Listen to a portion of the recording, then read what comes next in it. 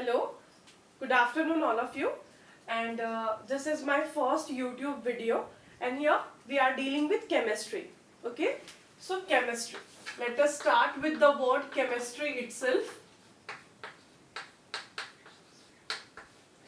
So what is chemistry? Actually, if we look at this word chemistry, so chemistry is basically related with chemical reactions. Now what is chemical reaction or simply a reaction? Reaction means when two molecules combine or two atoms combine to give a new compound. Okay, so basically what happens here, यहाँ पर हो क्या रहा है, यहाँ पर breaking of old bonds and formation of new bonds. This is what chemical reaction is. Old bonds का breaking होता है और new bonds का formation होता है. Let us see how. New bond.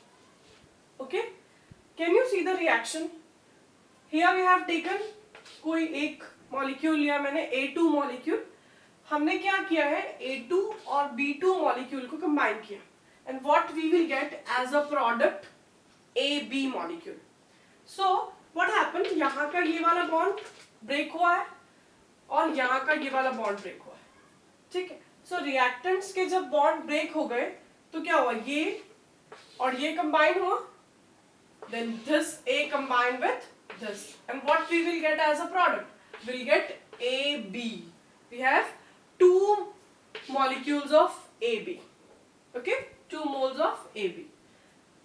As we go deeper into the topic, these things will be more clearer to you. Okay, so this is about chemical reaction. क्या होती है chemical reaction? जहाँ पर old bonds की breaking होती है और new bonds का formation होता है. So this is what a reaction is. So can you able to define the reaction? Breaking of old bond and formation of new bond. Okay? Basically reactions हम करते क्यों है ना? Reactions chemicals के बीच में reactions जो होती है वो होती क्यों? तो जैसे कि हम अभी पढ़ाई कर रहे हैं, है ना? So what's the motto? What's the motive behind our study? हम क्यों education लेते हैं? क्योंकि हमें future में stability चाहिए. Okay? Everybody has their own plans कि किसी को MBBS करना है, किसी को टीचर बनना है, किसी को इंजीनियर बनना है, मतलब everybody wants to achieve stability, है ना? तो वैसे ही जब reactions होती है तो atoms, molecules वो भी stable होना चाहते हैं, ठीक है? और chemistry की language में stable compounds उन्हें बोलते हैं जिनका octet complete होता है. Do you understand? Octet complete होता है. Now what do you mean by octet? Octet मतलब having 8 electrons in the outermost orbit. Having 8 electrons in the outermost orbit. ठीक है? ऐसे compounds, ऐसे molecules, ऐसे atoms जिनके outermost shell में 8 electrons हैं, वो stable होते हैं. ठीक है? For example, hydrogen. ठीक है?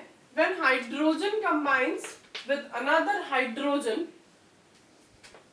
इसका एक इलेक्ट्रॉन और इसका एक electron, they both combine together to form H2 molecule. This is hydrogen atom. This is hydrogen atom. They both combine together to form a hydrogen molecule. ठीक है? बाकी सबके केसेस में हम octet बोलते हैं. Hydrogen is exception where stability means duplet. Hydrogen की stability duplet पे depend करती है, means 2 electrons in the outermost orbit. Let us take another example.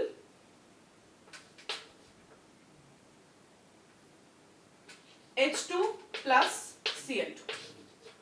ठीक है, we have taken H2 molecule and another we have taken Cl2 molecule and we will get as a product HCl. ठीक है, we all know when hydrogen combines with chlorine we will get hydrogen chloride. Now what happens in the entire reaction is, ये जो H2 है, this is simple H2. Can we write this in this way, है ना? अब यहाँ पर हम Cl2 को भी वैसे ही लिख सकते हैं. यहाँ पर ये जो old bonds है ये break हो गए and what we get, this is the product. old bond break हो गए और यहाँ पर new bond का formation हो रहा है. इस हाइड्रोजन और इस क्लोरीन के बीच में भी new bond का formation हो रहा है and what we will get as a product, this is one molecule we are getting. What is this? HCl. क्या मिल गया हमें? एक HCl. Another, this hydrogen combines with this chlorine and we will get another HCl molecule. ठीक है, simply क्या हुआ यहाँ पर? old bonds की breaking हो रही है और new bonds का formation हो रहा है. This is what a chemical reaction is. This is all about chemical reaction. Now we will study about types of bonds. कितने types के bonds हम chemistry में deal करते हैं? Actually there are variety of bonds, but basically we are dealing with three important bonds. Okay, I think you have already heard these terminologies in 10th, but let us take a quick revision on this. So first is covalent bond, second is ionic bond. I think you all are familiar with these terminologies. First is covalent bond, second is ionic bond, which is also known as electrovalent bond. Ionic bond को और क्या बोलते हैं? Electrovalent bond. And third is coordinate bond. What is coordinate bond? Okay, and coordinate bond is also known as dative bond.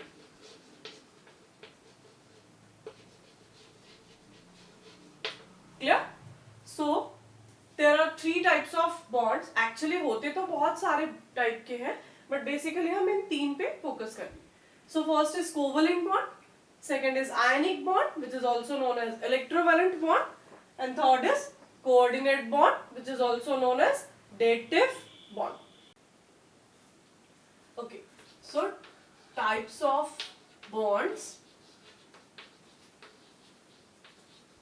Three types of bonds we have seen: covalent bond, ionic bond, and coordinate bond. Okay, so let us start with covalent bond.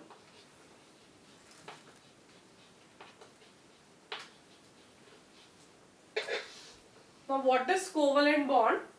Covalent bond is the bond which is formed by equal sharing of electrons. By equal sharing of electrons. Okay? Equal, किसी book में इसके लिए word use किया हुआ mutual. Okay? So covalent bond, it is the bond which is formed by equal sharing of electrons. Now let us see an example. Hydrogen. Okay? Hydrogen. Its electronic configuration is 1s1. How many electrons are present in the outermost orbit of hydrogen? 1s1. Only one electron is possessed by hydrogen. Okay. Now, if we write the reaction, hydrogen plus hydrogen give H2. H2 is a molecule. Now what happens? We can write. Okay. There is a bond formation. क्या होगा? इस hydrogen के पास कितना electron है? 1s1. मतलब इस hydrogen के पास एक इलेक्ट्रॉन है. ओके? इस हाइड्रोजन का भी इलेक्ट्रॉनिक कॉन्फ़िगरेशन क्या है? 1s1. मतलब इस हाइड्रोजन के पास भी एक इलेक्ट्रॉन है. ठीक है? और एक बॉन्ड बनाने के लिए हमें कितने इलेक्ट्रॉन्स चाहिए? हमें 2 इलेक्ट्रॉन्स चाहिए. So these 2 electrons combine together and leads to form a bond, ठीक है। इस पार्टिसिपेंट ने भी अपना एक इलेक्ट्रॉन दिया है, इस पार्टिसिपेंट ने भी अपना एक इलेक्ट्रॉन दिया है, इन दोनों इलेक्ट्रॉन की हेल्प से ये न्यू बॉन्ड फॉर्म हो रहा है। सो ऐसा बॉन्ड जो इक्वल शेयरिंग ऑफ इलेक्ट्रॉन्स से बना है उसको क्या बोलेंगे? Covalent bond. Getting my point? इसने भी अपना एक इलेक्ट्रॉन दिया है, इस हाइड्रोजन ने भी अपना एक इलेक्ट्रॉन दिया है, दोनों ने इक्वल शेयरिंग की है बॉन्ड बनाने के लिए, तो ऐसे बॉन्ड को हम क्या बोलते हैं? Covalent bond. Okay, so the definition of covalent bond is the bond which is formed bye equal sharing of electrons provided by both the participant. दोनों पार्टिसिपेंट ने अपना एक एक इलेक्ट्रॉन दिया है, ठीक है, इसलिए यहां पर जो बॉन्ड बन रहा है उसे हमने क्या बोला है? Covalent bond. Let us see one more example. Hydrogen plus chlorine. It will give HCl. Okay. So, what will happen? Now this is a balanced reaction. होता क्या है? ये जो H2 है, ठीक है? This bond will break and in Cl2 this bond will break. ठीक है? तो हम टाइप्स ऑफ बॉन्ड्स देख रहे थे। टाइप्स ऑफ बॉन्ड्स में हमने कोवेलेंट बॉन्ड देख लिया, ठीक है। कोवेलेंट बॉन्ड, ये बॉन्ड कैसे बनता है? इक्वल शेयरिंग ऑफ इलेक्ट्रॉन से बनता है। This bond is formed bye equal sharing of electrons, ठीक है। Now let us take an example. H2, it is a molecule which is formed by two hydrogen atoms. Okay, H2 is a molecule which is formed by two hydrogen atoms. So we all know that hydrogen, its electronic configuration is 1s1. Stability attain करने के लिए इसको अपना duplet complete करना है। So this hydrogen has one electron and this hydrogen electronic configuration क्या होगा? 1s1। तो इसके पास भी कितने इलेक्ट्रॉन है? एक इलेक्ट्रॉन है ना। when H2 molecule को हम ऐसे लिख सकते हैं, this is H2 molecule। मतलब दो हाइड्रोजन एटम्स के बीच में जब एक बॉन्ड बन जाएगा तब ये क्या हो जाएगा? H2 molecule। वैसे यहाँ पे हमारे पास दो हाइड्रोजन एटम्स हैं, इस हाइड्रोजन एटम के पास एक इलेक्ट्रॉन है और इस हाइड्रोजन के एटम में भी आउटर मोस्ट शेल में एक इलेक्ट्रॉन है। तो क्या होगा?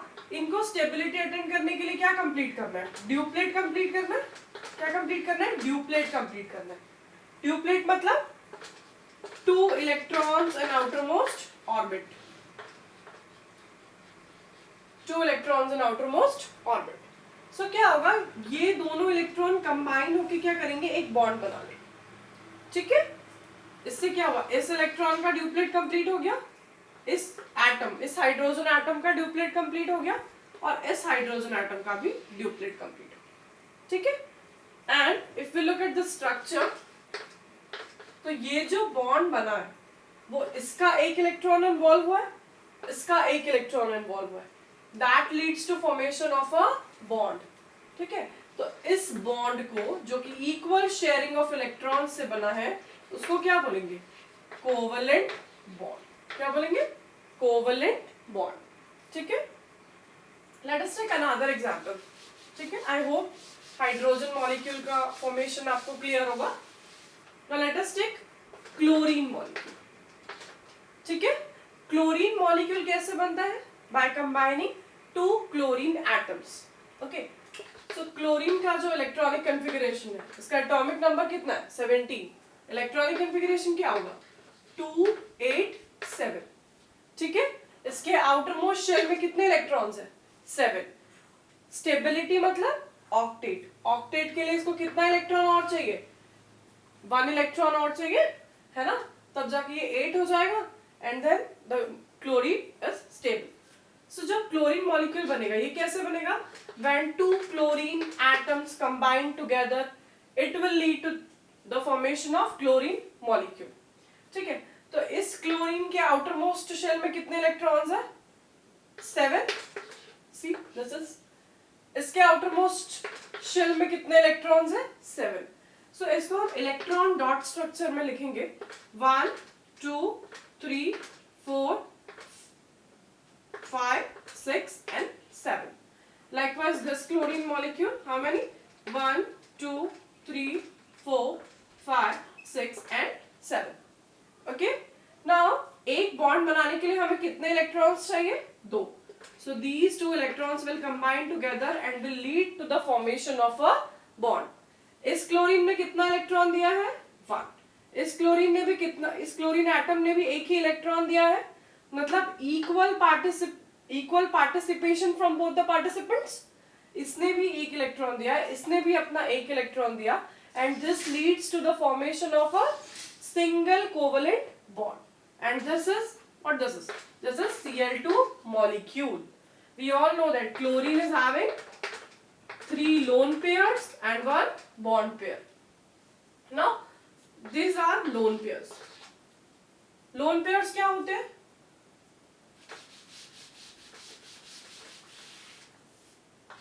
एक क्लोरीन के पास 3 लोन पेयर होती है। ठीक है, क्लोरीन के पास सिर्फ एक ही इलेक्ट्रॉन है जो बॉन्डिंग में पार्टिसिपेट कर सकता है। ठीक है, बाकी के ये जो 6 इलेक्ट्रॉन्स है, this will not able to participate in bonding. Why? Because they are present as lone pairs. Lone pairs क्या होती है? लोन पेयर्स ऐसे इलेक्ट्रॉन्स होते हैं जो बॉन्डिंग में पार्टिसिपेट नहीं कर सकते। ठीक है, ऐसे इलेक्ट्रॉन्स को हम बोलते हैं lone pairs, not involved in bonding, which are not involved in bonding. So chlorine के पास कितने लोन पेयर्स हैं? This is 1, this is 2, this is 3. Lone pair मतलब पेयर ऑफ 2 इलेक्ट्रॉन्स। इसमें 2 इलेक्ट्रॉन्स को हम एक लोन पेयर काउंट करेंगे। तो क्लोरीन के पास टोटल कितने हैं? 1 2 3 4 5 6 electrons which are not able to participate in bonding. तो 6 इलेक्ट्रॉन्स मतलब कितने lone pairs? 3 lone pairs. Okay, सिर्फ एक ही इलेक्ट्रॉन है जो बॉन्डिंग में पार्टिसिपेट करेगा। सो इन दोनों क्लोरीन ने अपना एक एक इलेक्ट्रॉन इन्वॉल्व करके बॉन्ड बनाया, and this is known as covalent bond. Why? Because this bond is form by equal sharing of electrons. ठीक है, so this is chlorine molecule. So as we have seen covalent bond, now we will see the types of covalent bond. ठीक है, covalent bond के कितने types होते हैं? तो इसका पहला टाइप है single covalent bond. Single covalent bond. ठीक है, 2 पार्टिसिपेंट के बीच में अगर एक ही बॉन्ड है जो इक्वल शेयरिंग ऑफ इलेक्ट्रॉन से बना हुआ है, तो हम उसे बोलेंगे सिंगल कोवलेंट बॉन्ड। ठीक है, so this is the example. इसका एग्जाम्पल हम मान ले chlorine molecule which is having single covalent bond. Another, इसके पहले हमने देखा था हाइड्रोजन मॉलिक्यूल, तो हाइड्रोजन मॉलिक्यूल भी किसका एग्जाम्पल होगा? Single covalent bond. Okay, now let us move towards our next topic.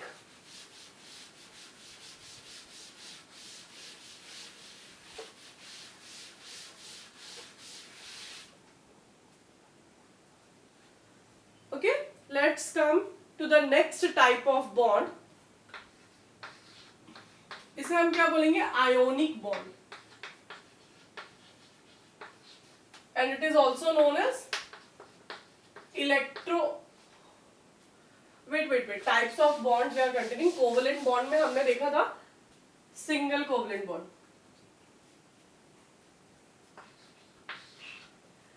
Now we'll see double covalent bond.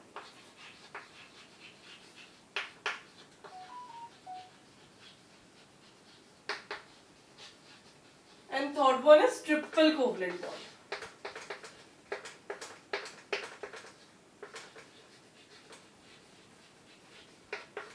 Covalent bond की डेफिनेशन हमने देखी थी, which is formed by equal sharing of electrons. So double covalent bond किसके बीच में बनेगा? Let's take the example of O2 molecule. ठीक है, oxygen का इलेक्ट्रॉनिक कॉन्फ़िगरेशन क्या है? 2 6. ठीक है, how many electrons are present in the outermost shell? 6. Let us draw electron dot structure. 1 2 3 4 5 6. ठीक है, तो ऑक्सीजन एटम कंबाइन होकर हमें क्या देंगे? एक O2 मॉलिक्यूल। इस ऑक्सीजन के आउटर मोस्ट में कितने इलेक्ट्रॉन्स है? 6. So we will draw 1 2 3 4 5 6 electrons. इस ऑक्सीजन एटम के आउटर मोस्ट शेल में कितने इलेक्ट्रॉन्स है? 6 इलेक्ट्रॉन्स। ठीक है, इसे भी हम इलेक्ट्रॉन डॉट स्ट्रक्चर में लिख लेंगे 1 2 3 4 5 6 1 2 3 4 5 6। नाउ एक बॉन्ड बनाने के लिए हमें 2 इलेक्ट्रॉन्स चाहिए। सो these 2 electrons will combine together to form a bond, and these 2 electrons will combine to get another bond. ठीक है, तो यहाँ पे कितने बॉन्ड्स बने? 2 बॉन्ड बने। इस ऑक्सीजन ने कितने इलेक्ट्रॉन्स दिया? 2 इलेक्ट्रॉन। इस ऑक्सीजन ने अपने कितने इलेक्ट्रॉन दिया है? 1 2 इलेक्ट्रॉन। ठीक है, इस ऑक्सीजन एटम ने भी अपने 2 इलेक्ट्रॉन दिया है, इस ऑक्सीजन एटम ने भी अपने 2 इलेक्ट्रॉन्स दिया है। It means equal participation from both the participant, equal sharing of electrons from both the atoms, so it lead to the formation of double covalent bond. क्या हो गया? Double covalent bond. ठीक है, लाइकवाइज ट्रिपल कोवलेंट बॉन्ड मतलब 2 atoms के बीच में जब 3 bond बनेंगे इक्वल शेयरिंग ऑफ इलेक्ट्रॉन से, तब हम उसे क्या बोलेंगे? Triple covalent bond. Let us take the example of N2. N2 molecule, that is nitrogen gas. How it forms? When 2 nitrogens combine together, it will lead to the formation of N2 molecule. Okay? So nitrogen, take a nitrogen. How many electrons? Nitrogen के outermost shell में कितने electrons होते हैं? 5 electrons. Total 5 electrons are there. So how many dots? Electron dot structure में हम dot से represent करते हैं। कितने डॉट बनाएंगे हम? 1 2 3 4 and 5. Total 5 dots. एक नाइट्रोजन के पास कितने हैं? 1 2 3 4 5, टोटल 5 इलेक्ट्रॉन्स। नेक्स्ट नाइट्रोजन के आउटर मोस्ट में कितने हैं? 5 electrons. 1 2 3 4 and 5. Okay, so how many electrons will these 2 will combine to form a bond? These 2 will combine to form a bond, and these 2 will combine to form a bond. Okay, तो कितने? इस nitrogen ने भी अपने 3 electron दिया, इस nitrogen ने भी अपने 3 इलेक्ट्रॉन दिया, 1 2 3, एंड इसने भी 1 2 3, है ना? तो दोनों नाइट्रोजन एटम्स ने अपने 3 इलेक्ट्रॉन दिए। एक बॉन्ड बनाने में हमें 2 इलेक्ट्रॉन्स लगे, so total we have 6 electrons. 6 electrons 1 2 3 4 5 6, तो कितने बॉन्ड बने? 1 2 3, total 3 bonds between 2 nitrogen atoms. ठीक है, so this is triple covalent bond. Okay, and as I have already told you, तो जब 2 नाइट्रोजन के बीच में ट्रिपल बॉन्ड बन रहा है ना, 5 इलेक्ट्रॉन्स थे, 3 हमने यूटिलाइज किए, 2 इलेक्ट्रॉन्स एज इट इज है। इसे क्या बोलेंगे? ऐसे इलेक्ट्रॉन्स जो बॉन्डिंग में पार्टिसिपेट नहीं करते हैं, उन्हें क्या बोलते हैं? ऐसे इलेक्ट्रॉन्स जो बॉन्डिंग में पार्टिसिपेट नहीं करते हैं, they are lone pairs. They are lone pairs. ठीक है, they are lone pairs. So nitrogen molecule, N2 molecule, is having triple bond, and oxygen molecule is having double covalent bond. Now this oxygen, if we are talking about only oxygen, है ना, तो oxygen के पास outermost में 6 electrons है। ठीक है, so in 6 electrons में से 4 electrons are present as 2 lone pairs। ठीक है, LP लोन पेयर्स को हम LP के फॉर्म में भी लिख सकते हैं। एक ऑक्सीजन के पास दो लोन पेयर्स होती हैं और दो बॉन्ड पेयर्स। बॉन्ड पेयर्स का मतलब क्या होता है? बॉन्ड पेयर्स का मतलब होता है ऐसे इलेक्ट्रॉन्स जो कि बॉन्डिंग में पार्टिसिपेट कर सकते हैं। Like here 2 electrons can able to form bond, है ना, while 4 electrons, it means 2 lone pairs remains as it is. So this is all about covalent bond. Covalent bond मतलब एक ऐसा bond जो equal sharing of electron से बनता है। Nextly covalent bonds के हमने types देखे। पहला हमने देखा single covalent bond, तो हमने single covalent bond में example कौन सा लिया था? हाइड्रोजन लिया, H2 molecule, then we have taken chlorine, ठीक है। नेक्स्ट हमने देखा double covalent bond, so double covalent bond में हमने एग्जांपल लिया oxygen molecule. Triple covalent bond, इसमें हमने एग्जांपल लिया नाइट्रोजन मॉलिक्यूल, ठीक है। यहाँ पे हमने एक और कॉन्सेप्ट समझा है, that is lone pair. So lone pair क्या, सॉरी लोन पेयर है ना, सो लोन पेयर क्या होती है? लोन पेयर मतलब ऐसे इलेक्ट्रॉन्स, ऐसे pair of electrons which are not involve in bonding, जो बॉन्डिंग में पार्टिसिपेट नहीं करते, है ना। तो ऑक्सीजन में कितने लोन पेयर्स है? 1 2 3 4, 4 इलेक्ट्रॉन्स है, पेयर के फॉर्म में 2 लोन पेयर्स, है ना। तो ऑक्सीजन के पास 2 लोन पेयर्स है और 2 बॉन्डिंग इलेक्ट्रॉन्स है। नाइट्रोजन के पास एक ही लोन पेयर है और 3 बॉन्डिंग इलेक्ट्रॉन्स है, ठीक है। Let us move towards our next topic. Next क्या था? हमने 3 टाइप्स के बॉन्ड बोले थे। पहला हमने देख लिया कोवलेंट बॉन्ड। कोवलेंट के हमने 3 टाइप्स देखे, single covalent bond, double covalent bond and triple covalent bond, ठीक है। सो नेक्स्ट हम देखेंगे आयोनिक बॉन्ड। आयोनिक बॉन्ड को और क्या बोलते हैं? Electrovalent bond. आयोनिक बॉन्ड को और क्या बोलते हैं? Electrovalent bond, alright. Ionic bond, ठीक है। आयोनिक बॉन्ड मतलब the bond which is formed by transfer of electrons, transfer of electrons from one atom to another.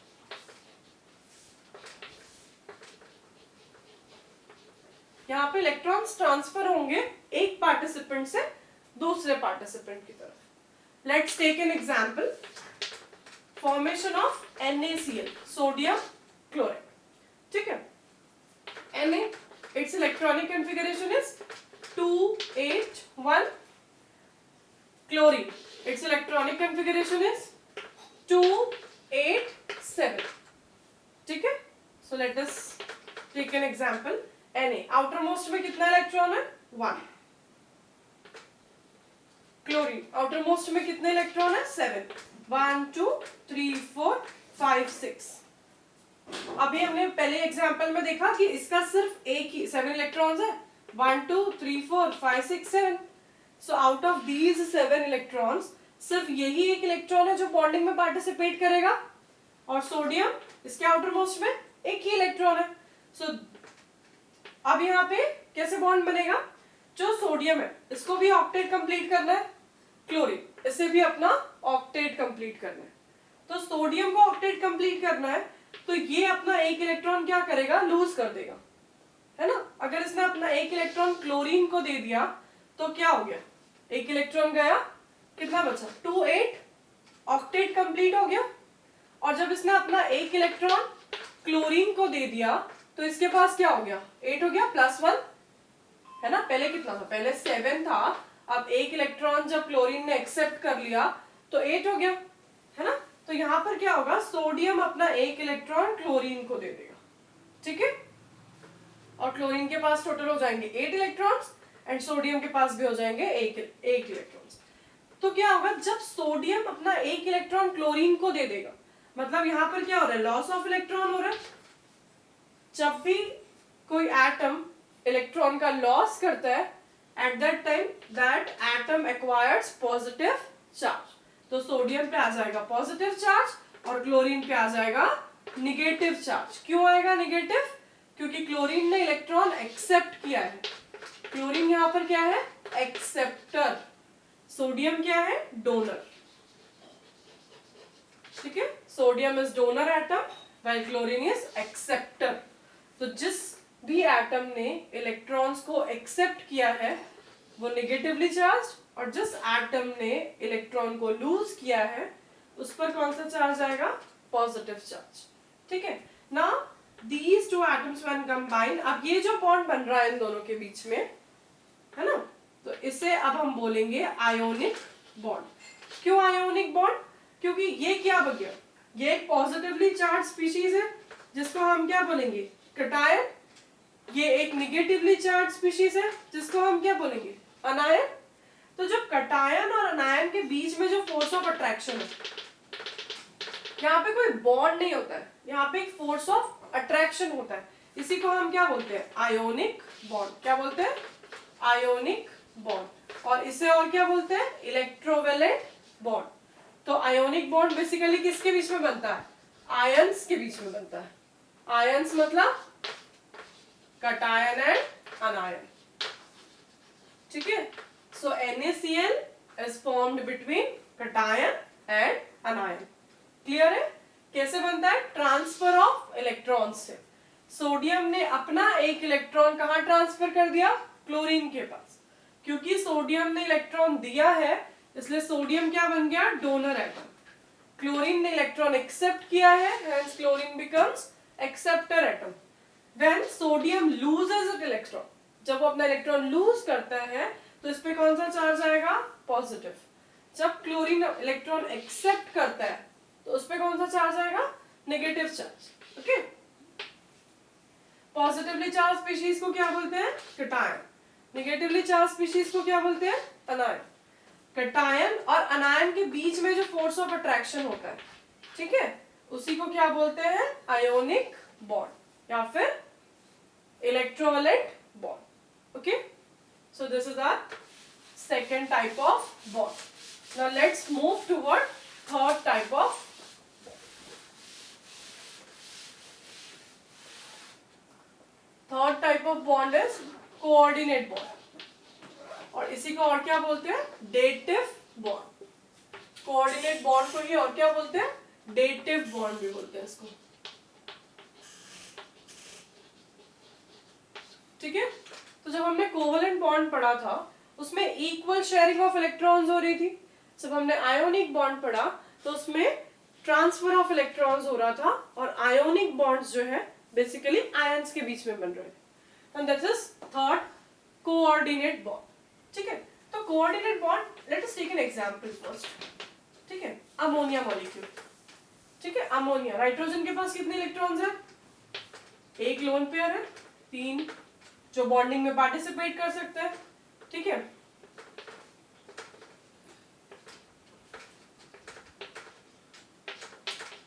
This is NH3 molecule. Let us right this here.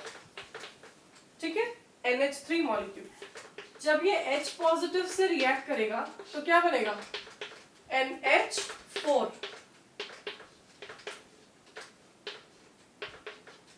ठीक है, NH3 when reacts with H positive, it will lead to the formation of